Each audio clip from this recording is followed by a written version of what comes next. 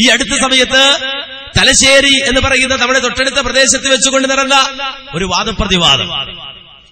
ആ വാദപ്രതിവാദത്തില് ഈ വിഷയം ചർച്ചയ്ക്ക് വന്നു. വളരെ വിശാലമായി ചർച്ച ചെയ്യാവുന്ന വിഷയമാണിത്. റസൂലുള്ളാഹി സ്വല്ലല്ലാഹു അലൈഹി വസല്ലമയുടെ ശതക്കണക്കിന് ഹദീസുകൾ ഉദ്ധരിച്ചുകൊണ്ട് വിശദീകരിക്കാവുന്ന വിഷയമാണിത്. പക്ഷേ തലശ്ശേരിയിൽ അവിടെ നടന്ന ഒരു ചർച്ച, ആ ചർച്ചയുടെ അടിസ്ഥാനത്തിൽ ഷാഫി ഇമാമിന്റെ ഗ്രന്ഥങ്ങൾ വെച്ചുകൊണ്ട് ഈ വിഷയം തെളിയിക്കാമോ എന്നൊരു ചർച്ച, അതിനുവേണ്ടി ഒരു സംവാദം സംഘടിപ്പിച്ചു. ഇവര് ഷാഫി മദ്ഹബുകാരാണെന്നല്ലോ പറയുന്നത്. അവിടെ ഷാഫി ഇമാമിന്റെ കിതാബ് വെച്ചുകൊണ്ടെങ്കിലും ഈ വിദണ്ഡവാദം, സ്ത്രീകൾക്ക് പള്ളി ഹറാമാണ്, നിഷിദ്ധമാണെന്ന വാദം സമർത്ഥിക്കാമോ ചർച്ച വന്നു. എന്താ സംഭവിച്ചത്? അവിടെ മുജാഹിദ് പക്ഷം വിഷയം അവതരിപ്പിച്ചു. ആ സീഡികൾ നിങ്ങൾക്ക് വാങ്ങാൻ കിട്ടും. വിഷയം അവതരിപ്പിച്ചപ്പോ അതിന്റെ തുടക്കം മുതൽ ഓരോ ഹദീസുകൾ ഇങ്ങനെ ഉദ്ധരിച്ചു. ഹദീസുകൾ ഉദ്ധരിച്ച് ഇങ്ങനെ കൃത്യമായ വിഷയം അവതരിപ്പിച്ചു. ആ വിഷയം ഹദീസുകൾ ഉദ്ധരിച്ച് പറഞ്ഞപ്പോൾ മറുഭാഗം എഡിറ്റിൽ നിന്ന് പറഞ്ഞ മറുപടി എന്താണെന്നറിയോ? കേട്ടോളൂ നിങ്ങൾ. ഇവിടെ വിഷയാവതരണം കഴിഞ്ഞ് ഇനി ചോദ്യം ചോദിക്കുന്നതിലേക്ക് പോവുകയാണ്. പക്ഷെ ഒരു കാര്യം ഞാൻ ആദ്യമായി പറയും. പണ്ട് കോട്ടക്കലിൽ വെച്ചും കുന്നത്തേരിയിൽ വെച്ചുമൊക്കെ കണ്ടപ്പോൾ ചോദ്യവും വിഷയാവതരണവും ഒക്കെ വിഷയത്തിന്റെ പുറത്തായിരുന്നു. ഞാൻ കരുതി അത് തലശ്ശേരിയിൽ വരുമ്പോൾ മാറ്റം വരുമെന്ന്. പക്ഷേ അതിലേറെ വഷളായിരിക്കുന്നു മുജാഹിദുകൾ. അത് പറയാതിരിക്കാൻ പറ്റില്ല. എന്തുകൊണ്ട്? വിഷയാവതരണം നടത്തിയ കായക്കൊടി മൗലവിക്ക് എന്താണ് വിഷയം എന്നതിനെ മറന്നുപോയി എന്നതാണ് സത്യം.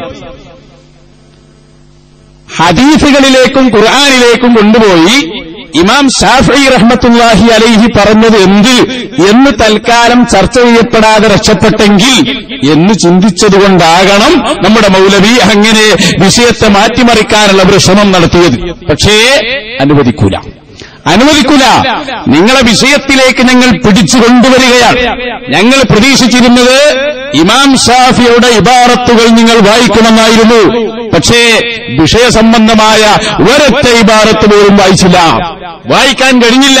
ഹദീസുകളോ വാദപ്രതിവാദത്തിന് വ്യവസ്ഥ എഴുതിക്കോളൂ, തലശ്ശേരിയിൽ തന്നെയാവാം. ഹദീസിൽ എന്താണ് പറഞ്ഞത്, ആയത്തിൽ എന്താണ് പറഞ്ഞത്, നമുക്ക് നേരിട്ട് വാദപ്രതിവാദം നടത്താം. അതവിടെ പറയും. ഓരോന്നിനും ഓരോ സമയമുണ്ട്. കണ്ടോ ഇദ്ദേഹം പറയണത്? അതേ വിഷയാവതരണം അത് വിഷയത്തിൽ നിന്ന് പുറത്താണ്. കാരണം എന്താ?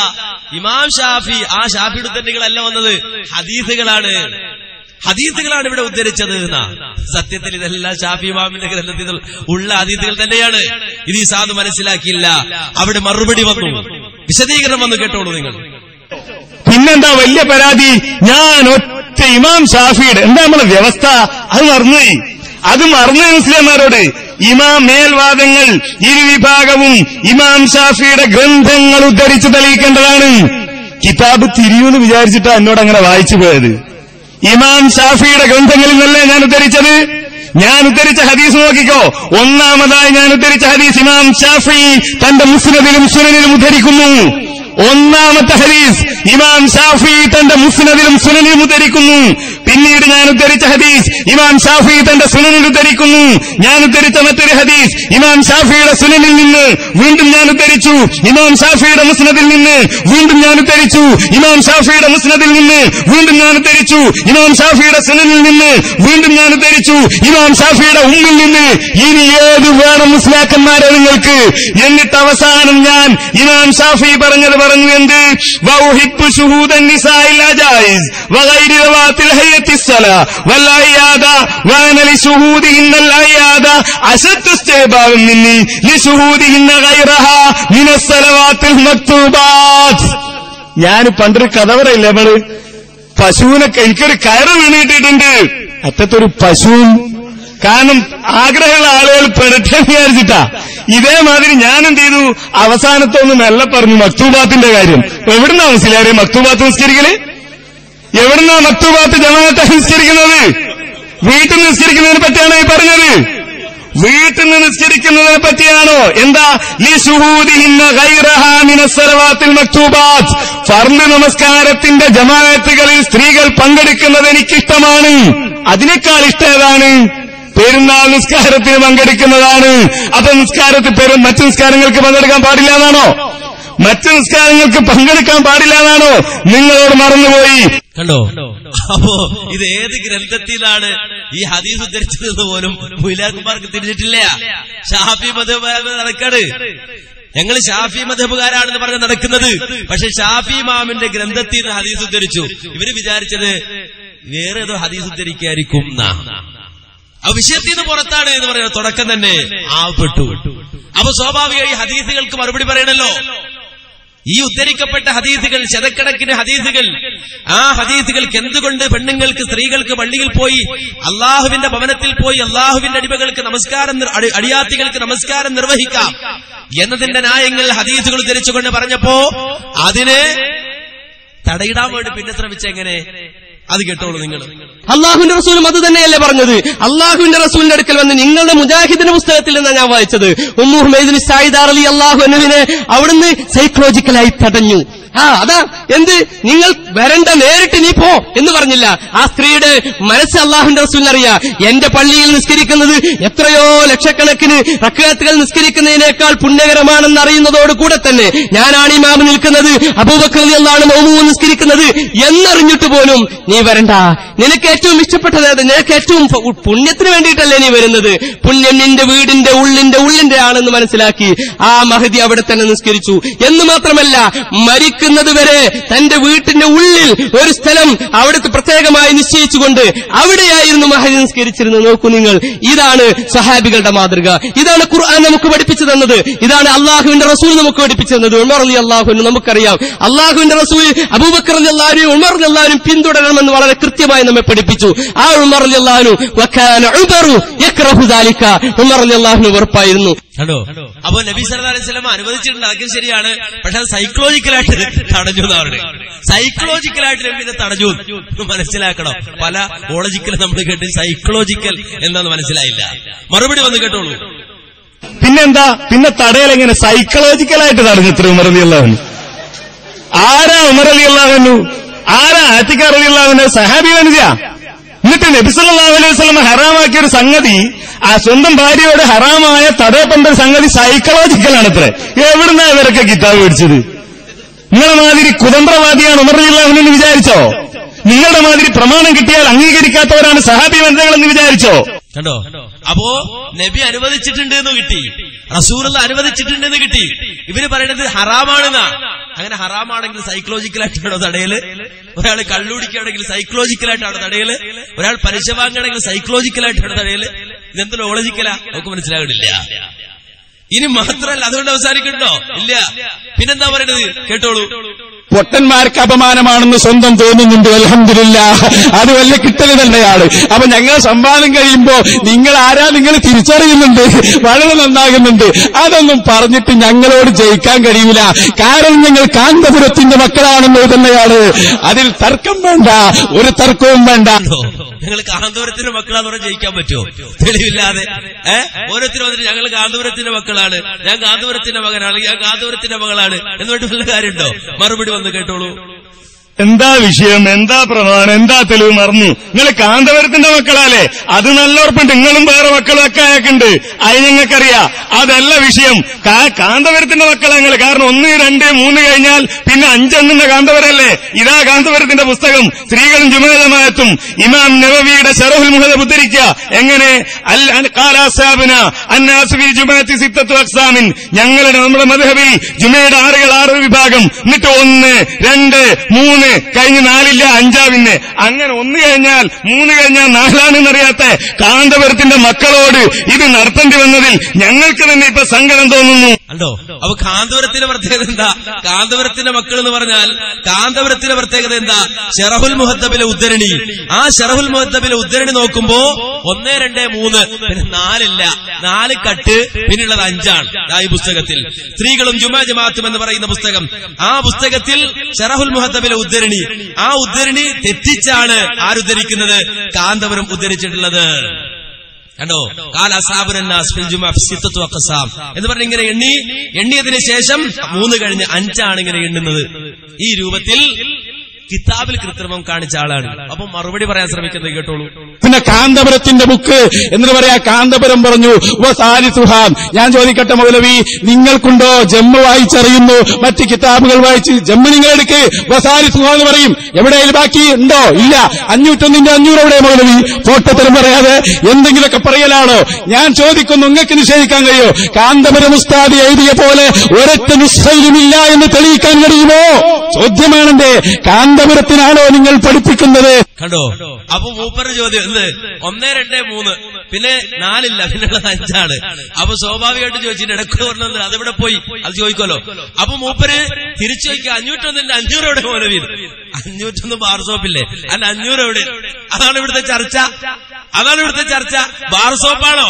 501 ഇവിടുത്തെ ചർച്ച അല്ലല്ലോ. ഇവിടെ കിതാബിനിടയില് കിതാബ് ഉദ്ധരിക്കുന്നതിൽ 1, 2, 3 അവരുടെ കൊന്നു കാണില്ല. അതെവിടെ പോയതാ ചോദ്യം. അപ്പോ അതിന് 501 500 ചോദിച്ചാല് മറുപടിയാവും. അപ്പൊ അതിനെ ന്യായീകരിക്കാൻ ശ്രമിക്കാണ്. അപ്പൊ സംഗതി പിന്നെ മുന്നേറി പറയണത് അങ്ങനെ ചില കിതാബിലൊക്കെ ചില നുസ്ഖകളിൽ ചില കോപ്പികളില് അങ്ങനെയൊക്കെ ഉണ്ട് വരുത്തി തീർക്കാൻ ശ്രമിക്കണത്. മറുപടി കൊടുത്തു കേട്ടോളൂ.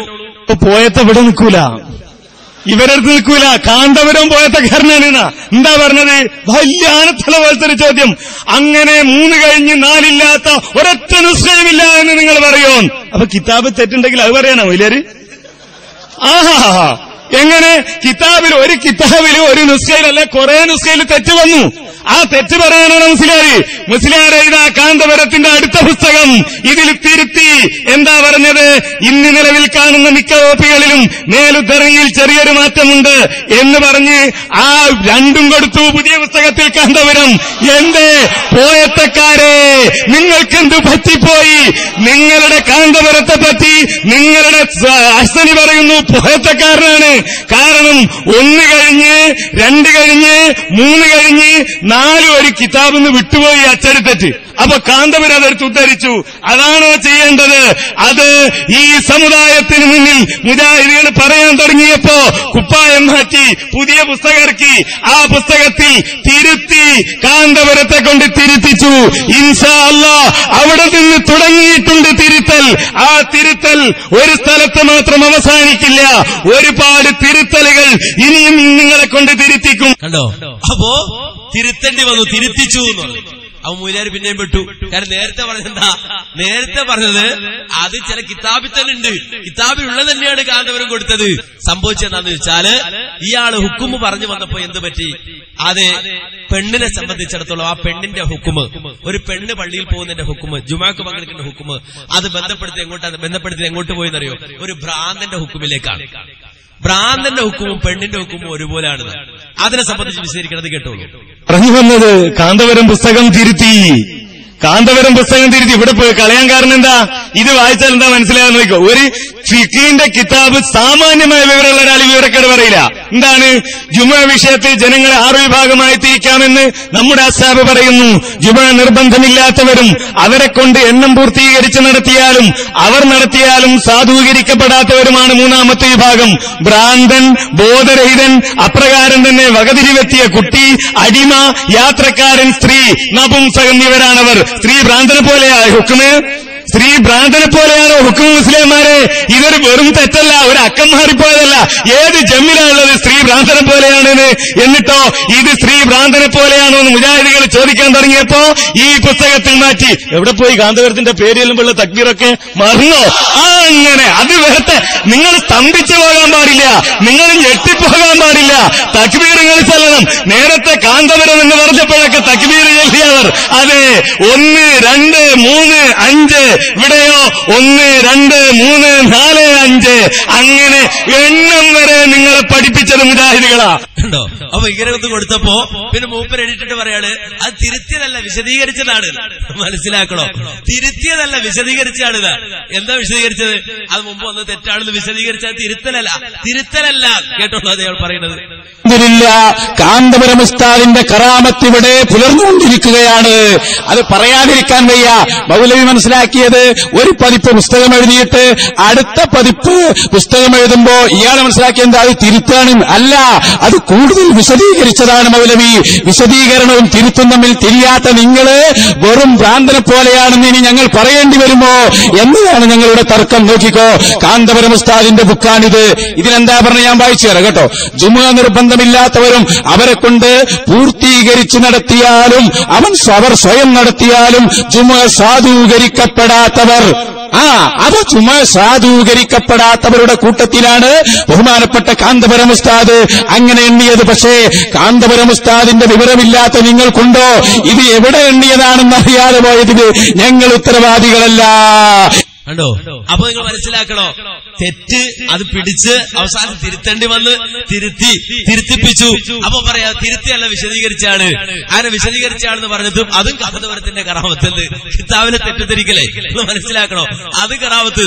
നമ്മുടെ നാദാപുരത്ത് ഹുസൈൻ സലഫി ഒരു ആയത്തോതിയപ്പോ എന്തോ ഒരു തെറ്റ് സംഭവിച്ചപ്പോ ഈ നമ്മുടെ പേരോട് മുസ്ലിയാർ പറയാ അതും കാന്തപുരത്തിന്റെ കറാമത്താണ്. അപ്പൊ ഇയാളുടെ കറാമത്ത് എന്താ? തെറ്റിക്കല്. ആയത്തോതിയ തെറ്റിക്കല്, കിതാബ് തെറ്റിച്ച തെറ്റിക്കല്, അതാണ് കറാമത്ത്. ഇങ്ങനെ തെറ്റിക്കലും കറാമത്താവോ? നിങ്ങൾ അങ്ങനെ കണ്ടിട്ടുണ്ടോ? ഒരാൾ ആയത്തോതിയ തെറ്റിക്കല് കറാമത്താവോ? കിതാബ് ഉദരണി അത് തെറ്റിക്കൽ, അതാ കറാമത്ത്. അപ്പൊ ഈ തെറ്റിക്കലാണോ കറാമത്ത്? ഇനി മാത്രമല്ല തിരുത്തിയതല്ല വിശദീകരിച്ചാണെന്നാ പറഞ്ഞത്. അപ്പൊ വീണ്ടും വിശദീകരണം വന്ന് കേട്ടോളൂ. കാന്തപുരത്തിന് നിങ്ങളൊന്നും വിചാരിച്ചാൽ രക്ഷപ്പെടുത്താൻ കഴിയില്ല. കാരണം അങ്ങനത്തെ അബദ്ധത്തിലാണ് അയാൾ പെട്ടത്. ഇത് രണ്ടാം പതിപ്പല്ല, ഇത് വേറൊരു പുസ്തക. എന്തിന് ഞാൻ പറഞ്ഞതാ, വേഷം മാറ്റി ഇറക്കി നോക്കിയതാ. എന്തിനും അങ്ങനെ ഇറക്കേണ്ടി വന്നു? ഇത് വായിച്ചാൽ സാമാന്യ ബുദ്ധിയുള്ള ആരെങ്കിലും മുമ്പിലുണ്ടെങ്കിൽ ആലോചിച്ചോ, സ്ത്രീയും ഭ്രാന്തനും ജുമയുടെ കാര്യത്തിൽ ഒരേ വിധിയാണോ? ലോകത്ത് ഏതെങ്കിലും പണ്ഡിതൻ പറഞ്ഞിട്ടുണ്ടോ ഭ്രാന്തനും സ്ത്രീയും നിസ്കാരത്തിന്റെ കാര്യത്തിൽ ഒരുപോലെയാണ്?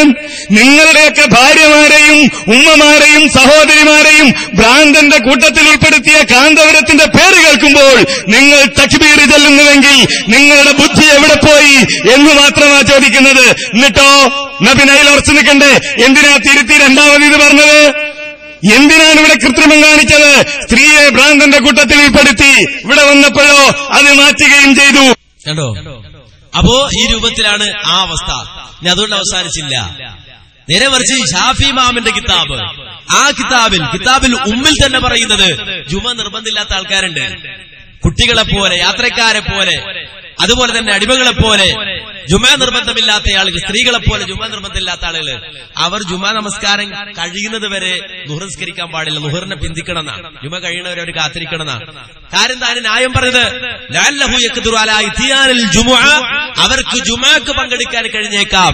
അങ്ങനെ കഴിഞ്ഞാൽ ഫയകൂനു ഇത്യാനുഹാ ഖൈറൻ ലഹു, ആ ജുമയിൽ പങ്കെടുക്കലാണ് അവർക്ക് ഖൈറ്. ജുമയിൽ പങ്കെടുക്കലാണ് അവർക്ക് ഹൈറ്. അപ്പോ ജുമുഅ നിർബന്ധമില്ലാത്ത സ്ത്രീ, അതുപോലെ തന്നെ യാത്രക്കാരൻ, അതുപോലെ തന്നെ കുട്ടി, ഇത്തരത്തിലുള്ള ആളുകൾ ജുമ കഴിയുന്നത് വരെ നമസ്കാരം നീക്കിവെക്കുക. കാരണം എന്താ? അവർക്ക് ജുമക്ക് പങ്കെടുക്കാൻ കഴിയുമെങ്കിൽ അതാണ് അവർക്ക് ഹൈറ് എന്ന് പറയുന്ന ഒരു ഉദ്ധരണിയുണ്ട്. ഇത് നമ്മൾ പിടിക്കുന്നവർ വിചാരിച്ചിട്ട് ഇവർ തുടങ്ങിയത് തന്നെ, തുടക്കത്തിൽ തന്നെ ഒരു ചോദ്യം.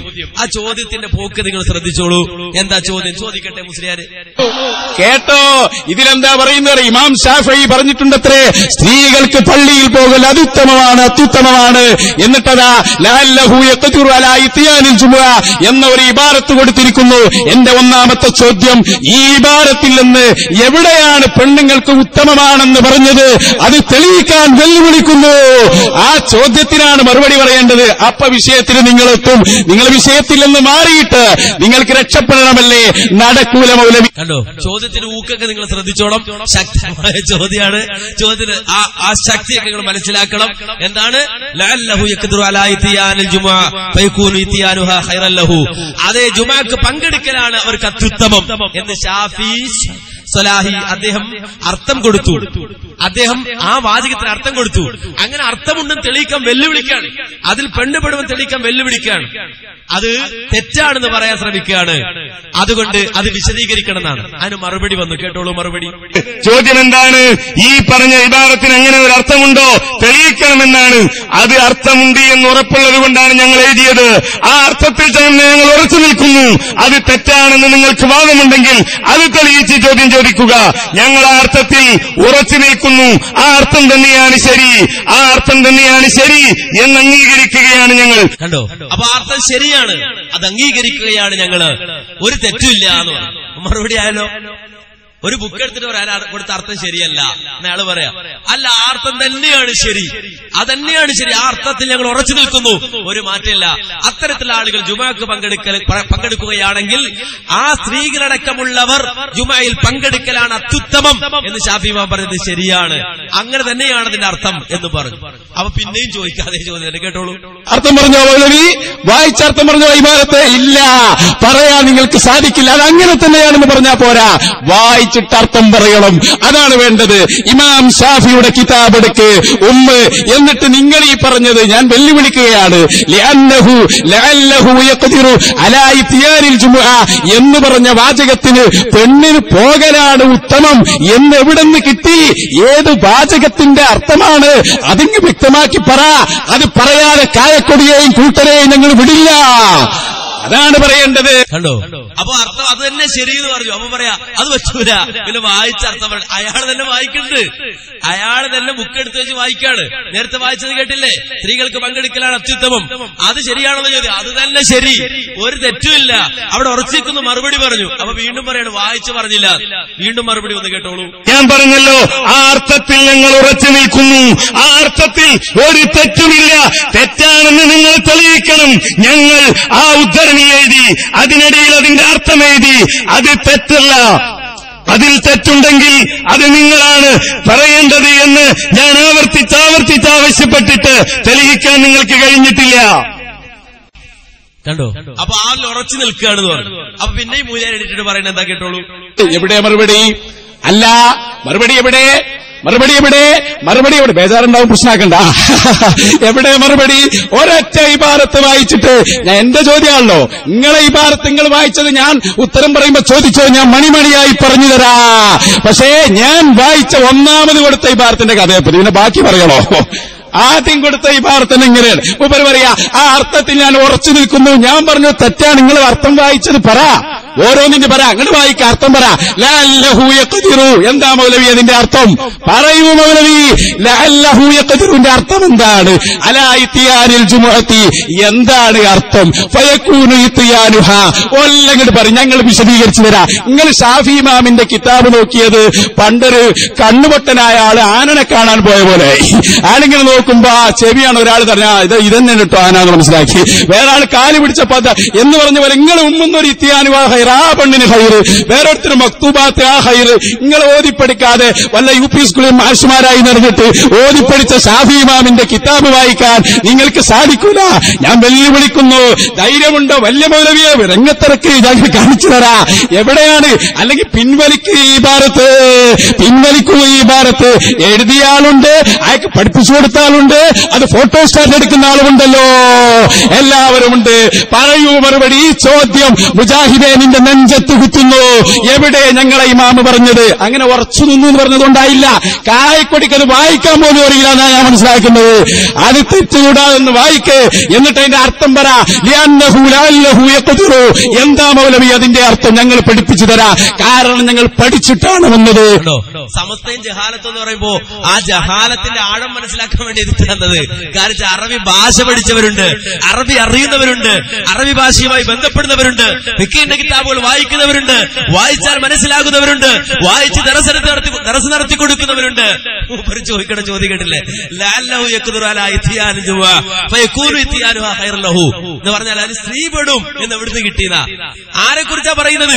അത് ഇൻഷാ അല്ലാഹ് വായിച്ചു കൊടുക്കുന്നുണ്ട് കൃത്യമായി തന്നെ. എന്റെ മൂപ്പരോട് പറഞ്ഞു നിങ്ങൾ വിശദീകരിക്കുക, അതുകൊണ്ട് അയാൾ അർത്ഥം വിശദീകരിക്കണം. ഈ ചോദ്യമൊക്കെ ചോദിക്കണ നമ്മൾ വിചാരിക്കണതാ വല്ലോ ആലത്തിൽ അതിനകത്ത് ഉണ്ടെന്നല്ലേ, എന്തോ സംഭവം ഉണ്ടെന്നല്ലേ.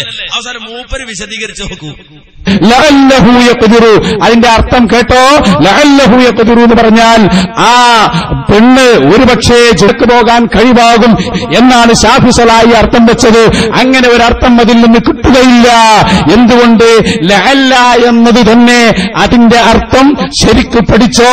ഒരു സ്ഥലത്ത് ലഅല്ല എന്ന് പറഞ്ഞാൽ നേരത്തെ പറഞ്ഞ സംഭവത്തിൽ അത് ഉൾപ്പെടണമെങ്കിൽ നേരത്തെ പറഞ്ഞ സാധനം ആ വസ്തു ഉണ്ടാകാനുള്ള സാധ്യത വേണം. ഇനിയെങ്കിൽ ഇനിയെങ്കിലും പഠിച്ചോ, പെണ്ണിന് ജുമഅക്ക് വരാൻ പാടില്ല എന്ന് പറഞ്ഞതിനുള്ള കാരണമെന്താണ്? പെണ്ണിന് ജുമഅയില്ല എന്ന് പറഞ്ഞ കാരണമെന്താണ്? മൗലവിമാര് വ്യക്തമാക്കണം. ആ കാരണം ഒരിക്കലും നീങ്ങുന്ന കാരണമല്ലല്ലോ. അതുകൊണ്ടാണ് ലഅല്ലഹു യഖ്ദിറു എന്ന് പറഞ്ഞതിൽ ഒരിക്കലും പെണ്ണുപെടൂലാന്ന് ഞങ്ങൾ പറയുന്നത്. അതിന് ലഅല്ലന്റെ അർത്ഥമറിയാത്ത നിങ്ങൾക്കുണ്ടോ? അത് മനസ്സിലാക്കാൻ കഴിയുന്നു. ഇനിയെങ്കിലും പഠിച്ചു വെച്ചോ. അപ്പൊ എന്തോ ഉണ്ട് എന്നാണ്. എന്താ ഉണ്ടായാലും ഒന്നുമില്ല, പറഞ്ഞതിപ്പോ ഒന്നുമില്ല. ആ തർജിയാണ് എന്ന് പറഞ്ഞാൽ പ്രതീക്ഷിക്കാം. അങ്ങനെ ഭാവിയിൽ പ്രതീക്ഷിക്കാവുന്നതിന് സാധാരണ പ്രയോഗിക്കുന്ന പ്രയോഗമാണ് നഹ്വിയായി ലഅല്ല എന്ന് പറയുന്ന പ്രയോഗം. ആ പ്രയോഗം എന്ന അർത്ഥത്തിന് മൂപ്പര് വിശദീകരിക്കാൻ നോക്കുന്നത് ഷാഫി മുഹമ്മദ് ഒന്നും പറഞ്ഞിട്ടില്ല എന്ന് മാത്രമല്ല, ഇവരെ കഴുത്തിലെ കുരുക്ക് മുറുക്കുകയായിരുന്നു. അത്രയും ചോദ്യം ചോദിച്ച് ആ അർത്ഥത്തിൽ ഉറച്ചു നിൽക്കുന്നു. അവസാനം ഇവരിൽ ലഅല്ല എന്താന്ന് വിശദീകരിച്ചു കഴിഞ്ഞപ്പോ മുറുക്കി, കുരുക്ക് നന്നായി മുറുക്കി കൊടുത്തു. അതാണ് നിങ്ങൾ കാണാൻ പോകുന്നത്. എല്ലാം നമ്മൾ ചെയ്ത് നിങ്ങൾക്ക് പണിയായി, അതാ സത്യം. എല്ലാം ഞങ്ങൾ ചെയ്ത് നിങ്ങൾക്ക് പണി. ഇപ്പൊ എന്താ വലിയ ആനത്തരയായി കൊണ്ടുവന്ന് ഷാഫിസലായ പുസ്തകം എഴുതി അർത്ഥം തെറ്റി. എവിടെയാ തെറ്റിയത്? ഇമാം ഷാഫി ഉമ്മിൽ എന്താ പറഞ്ഞത്? വലാ ഉഹിബ്ബു ലിവാഹിദിൻ മിമ്മൻ ലഹു തർക്കുൽ ജുമുഅത്തി മിനൽ അഹ്റാരി ലിൽ ഉദ്രി വലാ മിനൻ നിസാഇ വഗൈരിൽ ബാലിഗീന വൽ അബീദി അൻ യുസല്ലി അൽ-ളുഹ്റ ഹത്താ യൻസരിഫ al-ഇമാമു വയതഅഖ ഇൻസിറാഫഹു ബിഅൻ യഹ്താത ഹത്താ യറാ അന്നഹു ഖദ് ഇൻസറഫ ലിഅന്നഹു ലഅല്ലഹു യഖ്ദിറു അലാ ഇത്യാനി ജുമുഅ ഫയകൂനു ഇത്യാനുഹാ ഖൈറൻ ലഹു എന്ന് ഇമാം ഷാഫി ഉമ്മിൽ പറഞ്ഞു. നിഷേധിക്കാൻ ഒരു മുസ്ലിയാർക്കും തയ്യാറല്ലല്ലോ, കഴിയില്ല. അതിന് ഷാഫി സലാഹി അർത്ഥം പറഞ്ഞു എന്ത്? അതിന് പോകാൻ കഴിഞ്ഞേക്കാമല്ലോ, കഴിയുമെങ്കിൽ അവർക്ക് ജുമുഅക്ക് പോകാൻ അത്യുത്തമമാണ്. അത് തെറ്റാണെന്നാണ് ഇവിടെ നേരം പോലത്തെ മുതൽ ഒച്ചയിടാൻ തുടങ്ങിയത്. എന്നിട്ട് അതിന്റെ വലിയ ന്യായം എന്ത്? അത് പെണ്ണിന്റെ ഉഴുതൊരു പെണ്ണാണെന്നതാണ്. അത് നീങ്ങിയാലാണ്. എങ്ങനെ പെണ്ണാണായി മാറിയാൽ? ലോകത്ത് പെണ്ണാണായി മാറില്ലേ ഉള്ളൂ, ആണ് പെണ്ണായി മാറൂലേ? ആണ് പെണ്ണായി മാറൂലേ? ഇനിയോ നോക്കിക്കോ തീർന്നു. ഇത് നിങ്ങളെ കൊണ്ട് വായിപ്പിക്കാൻ തന്നെ, നിങ്ങളടുത്തുനിന്ന് അത് കിട്ടാൻ വേണ്ടി ജനങ്ങൾ കേൾക്കട്ടെ. പെണ്ണ് ആണായി മാറുന്നു വിചാരിച്ചിട്ടാണ് ഇമാം ഷാഫി ഇത് പറഞ്ഞത് എന്ന അഹിസനി പോയത്തം ഈ നാട്ടുകാർ കേൾക്കട്ടെ. ഞങ്ങൾക്കറിയാം, ഞങ്ങൾ പറയും ബഷീർ ഫൈസി വെണ്ണക്കോട് എഴുതി വെച്ചു. എന്താ എഴുതി വെച്ചത്? ബഷീർ ഫൈസി എഴുതാണ്, അതേ ഉഴുതുള്ള സ്വതന്ത്ര പുരുഷന് ഉഴുതുറ് നീങ്ങാം, സ്ത്രീ പുരുഷനാവാം, സർജറി വഴി ഇത് നിത്യവാർത്തയായിക്കൊണ്ടിരിക്കുന്നു. കുട്ടി പ്രായപൂർത്തി എത്തിയവനാവാം, അടിമ സ്വതന്ത്രനാവാം. ഈ നിങ്ങളെ തൊഴേന്ന് കേൾക്കാൻ തന്നെ ഞങ്ങൾ ഉണ്ടായിരുന്നത്. ഞങ്ങൾ ചോദിച്ചവരെ തെറ്റ്. ഇനി കേട്ടോ കഴിയുമെങ്കിൽ അഹ്സനിമാർ പരസ്പരം താങ്ങി നിന്നോ, തലകറങ്ങി വീഴണ്ട. എന്താ ബഷീർ ഫൈസി പറഞ്ഞ അർത്ഥമെന്നറിയോ? ജുമുഅക്ക് വരാൻ ഒരു പക്ഷേ അവർക്ക് കഴിഞ്ഞേക്കാം, അപ്പോൾ അതിന് വരലാവും അവർക്കുത്തമം. എന്തേ ഷാഫി സലാഹി പറഞ്ഞ അർത്ഥം എന്താ? ഷാഫി സലാഹി പറഞ്ഞു അതിന് പോകാൻ കഴിഞ്ഞേക്കാമല്ലോ, കഴിയുമെങ്കിൽ അവർ ജുമുഅക്ക് പോകൽ അത്യുത്തമം. ഇവിടെ ബഷീർ ഫൈസി വെണ്ണക്കോട് പറയുന്നതോ ജുമുഅക്ക് വരാൻ ഒരു പക്ഷേ അവർക്ക് കഴിഞ്ഞേക്കാം, അപ്പോൾ അതിന് വരലാവും അവർക്കുത്തമം. തീർന്നില്ലേ സഹോദരന്മാരെ സംവാദം? കഴിഞ്ഞില്ലേ? നിങ്ങൾ തന്നെ പറഞ്ഞു ഇമാം ഷാഫി അത്യുത്തമമാണെന്ന് പറഞ്ഞു, ഇമാം ഷാഫി ഉത്തമമാണെന്ന് പറഞ്ഞു. അത് നിങ്ങൾ അംഗീകരിച്ചു. അത് തന്നെയാണ് ഞാൻ ഒന്നാമത് മുതൽ വായിച്ച് കേൾപ്പിച്ചത് നിങ്ങളെ. എന്ത് ഇമാം ഷാഫി പറഞ്ഞതെന്താ കേട്ടോ നിങ്ങൾ? ഇമാം ഷാഫി ഈ വിഷയത്തിൽ പറഞ്ഞത് ഒരു വരി മുകളിൽ നിന്ന് ഞാൻ വായിക്കട്ടെ.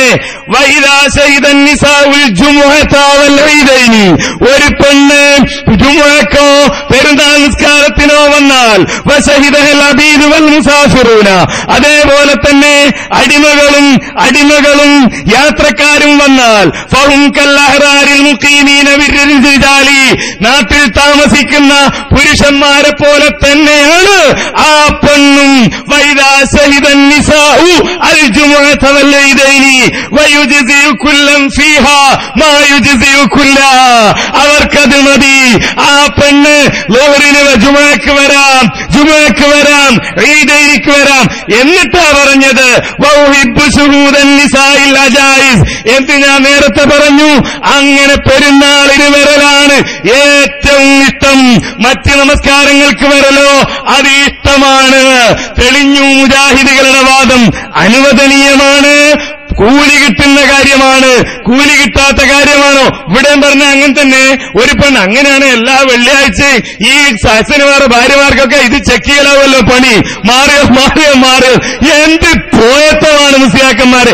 ഏറ്റവും ചുരുങ്ങിയ നിങ്ങളെക്കാൾ കിതാബുകൾ ഓതിയിട്ടുണ്ടാവും. സാമാന്യ ബുദ്ധിയുള്ള കുറെ മനുഷ്യന്മാർ മുന്നിലിരിക്കുന്നുണ്ട്. ആ ഒരു ബോധമെങ്കിലും വേണ്ടേ? കണ്ടോ എന്ത് വിഡിത്ത. ഷാഫി ഇമാമിന്റെ കിതാബിന് അർത്ഥം പറയാണ്. എന്ത് പെണ്ണാണായ പോകാം നിന്നോടിങ്ങല്ല, വളരെ മുമ്പേ തുടങ്ങിയിട്ടുണ്ട്. പണ്ട് കേസിയും അതുപോലെ തന്നെ ഹസൻ മുസ്ലിയാർ തമ്മിൽ വാദപ്രയോഗം നടത്തുമ്പോ ഹസൻ മുസ്ലിയാർ ഇതേ വാദം, അതായത് ജുമയുടെ സമയം വരെ സ്ത്രീ ഇങ്ങനെ ഇരിക്കുക, അതുവരെ എന്തെടുക്കാൻ പാടില്ല, പിന്നെ ജുമ കഴിയുന്നത് വരെ സ്ത്രീ ഇരിക്കുക. കാരണം വെച്ചാല് അവള് ദുരസ്കരിക്കാൻ പാടില്ല. കാരണം എന്താ, ഇതിനിടയിൽ പെണ്ണാണായാലോ അപ്പൊ കേസ് ചോദിച്ചത് എന്താ, ഏകപക്ഷീയനല്ലോ, ഒരു പാലിട്ട് അങ്ങോട്ടും ഇങ്ങോട്ടും പാടാലോ, നേരെ തിരിച്ച് സംഭവിക്കാലോ. അപ്പോ പള്ളിയിലെ മെമ്പറിൽ നിൽക്കുന്ന ഖത്തീബ്, ആ ഹുത്തുബ ചോദിക്കുന്ന ഖത്തീബ് പെണ്ണായാലോ? അപ്പൊ എന്ത് ചെയ്യൂ? മൂല്യർക്കാണെങ്കിൽ ഒന്നും ചെയ്യാനും പരിശോധിക്കാനും പറ്റൂല. കാരണം ഒരു കൈ വാഴും, മറ്റേ കൈ കിതാബുമാണ്. അപ്പൊ ആകെ കുടുങ്ങൂലേ. അപ്പൊ ഈ രൂപത്തിലാണ് മുസ്ലിയാക്കന്മാര് കിതാബ് ഓതിയത്. ഇനി മനസ്സിലാക്കണോ, ഇനി ആ മൂല്യര് പറയുന്ന വിഡിത്തകൾ കേട്ടത്. കിതാബ് ഓതി ഒരു നാട്ടിൽ വിവരമുള്ള ആളുകൾ അവർ കേട്ടോളൂ, ഇയാൾ പറയുന്ന മറുപടി കേട്ടോളൂ. എങ്ങനെയാ വിഷയം തീരുമാനമായത്? ആ പെണ്ണ് ആണായാൽ പോകാം. യോഹമൗലവി, ഇതേതാ വിഷയം? ഇയാളേത് ലോകത്താകുന്നു? പെണ്ണ് ആണായാൽ പോകാമെന്നത് ഞങ്ങൾക്ക് തർക്കമുണ്ടോ? എന്ത് പോയത്തമാണ് ഈ പറയുന്നത്? ചങ്ങാതിമാരെ, കായക്കൊടിയുടെ ഭാര്യ ആണായിട്ടാണോ പള്ളിയിൽ പോകാറുള്ളത്? കൂടെ കിടക്കുമോ എന്ന് ആലോചിക്കണം. സാധനം ആണായിട്ടുണ്ടോ എന്ന് അത് പരിശോധിച്ചിട്ട് മതി. ബാക്കിയാര് അത് പറയിപ്പിക്കാൻ തന്നെയാണ് ഞങ്ങൾ ലായല്ല വായിപ്പിച്ചത് കേട്ടോ. അതാണ് ഞങ്ങൾ പറഞ്ഞത്. ഇപ്പൊ മനസ്സിലായി, അൽഹംദുലില്ലാഹ്. ഇതിന് തന്നെയാണ് നിങ്ങൾ പണിയെടുത്തത്. എന്താ പറഞ്ഞതെന്നറിയോ? നിങ്ങൾ വായിച്ചു പറഞ്ഞു, ലായല്ലയുടെ അർത്ഥം ഞങ്ങൾ പഠിപ്പിച്ചു. അപ്പൊ നിങ്ങൾ എന്താ പറഞ്ഞത്? പെണ്ണ് ആണായാൽ. അപ്പൊ ഒരു കാര്യം മനസ്സിലായി, ജുമുഅക്ക് പെണ്ണിന് പോകണ്ട. എന്തുകൊണ്ട് പോകണ്ട? പെണ്ണായതുകൊണ്ട്. ആണായാൽ പോകാം. കണ്ടോ, ആണായാൽ പോകാം. ഇതാണ് ഷാഫി പറഞ്ഞത്. എന്നാ കേട്ടോ മറുപടി. അതിന് മറുപടി അവിടുന്ന് തന്നെ കൊടുത്തത് കേട്ടോളൂ. പോയത്തക്കാരെ, നിങ്ങളുടെ കാര്യം വല്ലാത്ത കഷ്ടം തന്നെ. അപ്പൊ പെണ്ണ് ആണായി മാറിയാൽ ഉത്തമാണോ? നിർബന്ധമില്ലേ? ആണിന് ജുമഅക്ക് പോകലും നിർബന്ധമില്ലേ? ഒരു പെണ്ണ് ആണായി മാറി ആ ആണിന് ജുമഅക്ക് പോകലും നിർബന്ധമല്ലേ? ഖൈറാണോ? എവിടെ നിന്നാണ് വിവരക്കേട് പഠിച്ചത്? നിങ്ങൾ എവിടെ നിന്നാണ് വിവരക്കേട് മനസ്സിലാക്കിയത്? എന്താ പറഞ്ഞത്? ഇമാം ഷാഫിയുടെ കിതാബെന്ന് കിട്ടൂല. അപ്പൊ ബഷീർ ഫൈസി എന്ത് ചെയ്തു? സർജറി നടത്തി. അതേ ഉദറുള്ള സ്വതന്ത്ര പുരുഷന് ഉദറ് നീങ്ങാം, സ്ത്രീ പുരുഷനാകാം സർജറി വഴി. ഇത് നിത്യവാർത്തയായിക്കൊണ്ടിരിക്കുന്നു. അപ്പൊ നിത്യവാർത്തയനുസരിച്ച് ഒരു സ്ത്രീ സർജറി നടത്തി പുരുഷനായാൽ ആ പുരുഷന് ജുമ നിർബന്ധമില്ലത്രേ. പൊട്ടപ്പോയത്തക്കാരെ, നിർബന്ധമില്ലെന്നാണോ? ഇനിയും നോക്ക്, കുട്ടി പ്രായമെത്തിയവനാകാം, അപ്പോഴും ഉത്തമാണോ? ഒരു കുട്ടി പ്രായമെത്തിയവനായി, അപ്പോഴും ഉത്തമമേ ഉള്ളൂ. അതെന്നെ മൗലവിമാര് ജുമകരിക്കില്ല എന്നാരോ പരാതി പറഞ്ഞത്. ഈ മൗലവിമാരെ ചിലരെയൊക്കെ ചില പള്ളിയിൽ നിന്നൊക്കെ പുറത്താക്കിണ്ടത്രേ നിസ്കരിക്കാത്തതുകൊണ്ട്. എന്താ കാരണം? ഇതാ മസല. എന്ത്? കുട്ടി പ്രായപൂർത്തിയാവാനായവനായാൽ എന്ത് വേണ്ട? ജുമ നിർബന്ധമില്ല, ഉത്തമമുള്ളൂ. ആ ഉത്തമം ചെയ്യാതിരിക്കാനോ? എവിടെന്നാ വന്ന നിങ്ങള്? സർജറി ഉഴുതും.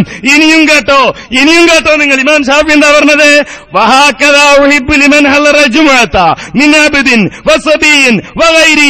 ഇങ്ങനെയാണ് പോകേണ്ടത്. മര്യാദകൾ പറയാ. അടിമ, കുട്ടി, ഇവരൊക്കെ ഇങ്ങനെ പോകണം. ഇല്ല നിസ, പെണ്ണുങ്ങൾ അങ്ങനെയല്ല.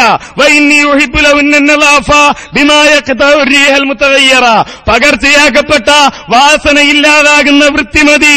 വാക്രഹുലഹുന്നീബ, അവർ സുഗന്ധം ഉപയോഗിക്കരുത്. ആര്? ആണായി മാറിയ പെണ്ണായി മാറിയാണോ? ആരാണ്? ആരെപ്പറ്റിയായി ഇമാം ഷാഫി പറഞ്ഞത്? ആണായി മാറിയ ഒരു പെണ്ണ് സുഗന്ധം ഉപയോഗിക്കണ്ട എന്നാണോ? ഇനിയോ ഉഹിബ്ബുലഹുന്ന, അവർക്ക് ഏത് കിതാബ നിങ്ങൾ ഓതിയത്? ലഹുന്ന, ഉഹിബ്ബുലഹുന്ന, ആ സ്ത്രീകൾക്ക് ഞാൻ ഇഷ്ടപ്പെടുന്നു എന്നാ പറഞ്ഞത്. എന്നിട്ടെന്താ പറഞ്ഞത്? അത് ആണായി മാറിയാൽ ആ ആണായി മാറിയ പെണ്ണിന് ജുമ നിർബന്ധമില്ലത്രേ. വിവരക്കേട്. നിങ്ങളുടെ പേരിന്റെ അവസാനം ചേർക്കേണ്ടത് അഹ്സനി എന്ന് തന്നെ. മുജാഹിദുകളെ സംബന്ധിച്ചിടത്തോളം ഞാൻ പറഞ്ഞു, ഞങ്ങളുടെ നിലപാട്.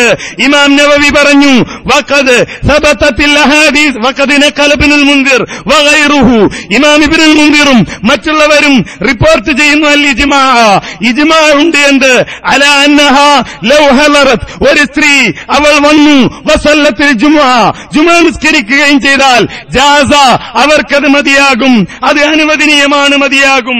വഖദ് സബതത്തിൽ അഹാദീസു സഹീഹത്തുൽ മുസ്തഫീദ, കൊട്ടക്കണക്കിന് ഹദീസുകൾ ഈ വിഷയത്തിൽ സ്വഹീഹായി വന്നിരിക്കുന്നു.